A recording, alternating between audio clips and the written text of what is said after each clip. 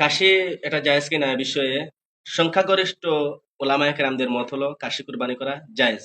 তবে কিছু সংখ্যক বললে ভুল হবে, একেবারে স্বল্প। আমি আবার স্বল্প যিনি তার নামও উল্লেখ করে দেই। বাংলাদেশের একজন আলেম, যদিও মুরব্বী, তবে বেদাতিস টাইপের একজন আলেম যতটুকু উনার, আকবর আলী রেজভী সাহেব, উনি ভিডিও ফুটেছে এবং উনার লিখিত ফতোয়া দিয়েছিলেন যে খাসি কুরবানি করা জায়েজ নাই, এটা এমনকি খাসি করাও জায়েজ নাই প্রাণীকে, তিনি বলেছেন। তবে উনার কথা ধর্তব্য নয়, কারণ অধিকাংশ উলামায়ে কেরাম সহ প্রায় জমহুর উলামা হুকামা উলামায়ে কেরামদের মত পথ এবং মাযহাব মানহাজ হলো খাসি কুরবানি করা জায়েজ, এবং এমনকি ফতোয়া সাহেবের মধ্যে এসেছে ফাইন্না লাহমাহু আলাজু, কাশির এই গোস্তগুলা হচ্ছে অধিক মজাদার স্বাদযুক্ত, কাজে এগুলা করা যাবে। হাদিস শরীফে এসেছে মাউজু আইনে রাসূল সাল্লাল্লাহু আলাইহি ওয়াসাল্লাম দুইটি খাসিকে কুরবানি করেছেন। এটা আবু হুরায়রা রাদিয়াল্লাহু তাআলা আনহু থেকে বর্ণিত, আবু দাউদ শরীফে হাদিসটি এসেছে। কাজেই বিনা দলিলে, বিনা সংশয়ে, বিনা তাসাক্কুকে আপনারা কাশি আপনারা কুরবানি করতে পারেন, কোনো সমস্যা নেই।